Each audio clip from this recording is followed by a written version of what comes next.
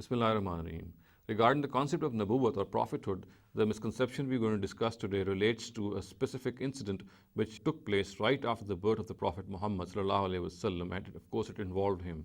It is said, narrated by the Prophet's mother ﷺ, Hazrat Amina, who was reported to have said that when the Prophet was born, the whole world around her lit up, and he dropped down as if he was prostrating before God.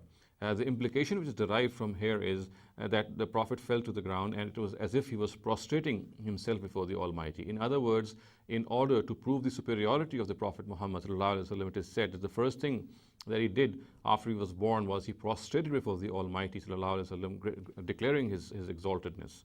Now, it needs to be appreciated that this incident has been reported in various books, and none of the chains of narrations are authentic, and it has been shown by many people that the way this incident has been reported, it is something which cannot be relied upon. People who have narrated it, of course, cannot be relied upon. So therefore, we Muslims must be very careful in ascribing events and incidents to the Prophet Muhammad ﷺ which never occurred. The Prophet Muhammad ﷺ does not need the support of such weak and fabricated incidents to prove his superiority.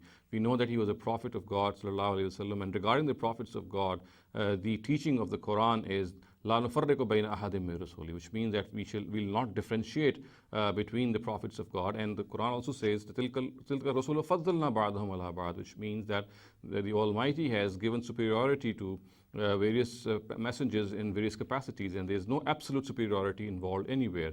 It's not that there is one single prophet which can be singled out, or who can be singled out as the most superior of prophets. The Almighty says that each prophet has been given some specific quality, some specific attribute, and in that particular area he may be superior to others. But as far as absolute superiority is concerned, the Quran says there is no such thing. So we Muslims must adopt the same attitude which is taught to us by the Quran, and of course authentic narratives of the Prophet Muhammad ﷺ as well. And we know that as per these verses of the Quran and as per these narratives, there is no such thing as absolute superiority. As far as the greatness of the Prophet Muhammad ﷺ is concerned, it is something which is acknowledged by not only people who profess faith in him, but those also who have denied him, who have rejected him, and they also acknowledge his superiority. So the Prophet Muhammad ﷺ does not need the support of such weak and fabricated narratives to prove his superiority. The incident which I just quoted and referred to, that he fell down in prostration right after his birth, is absolute fabrication. It's total concoction, and it has no basis in the authentic sources of Islam. أقول قولي هذا واستغفر الله لي ولكم ولسائر المسلمين والمسلمات.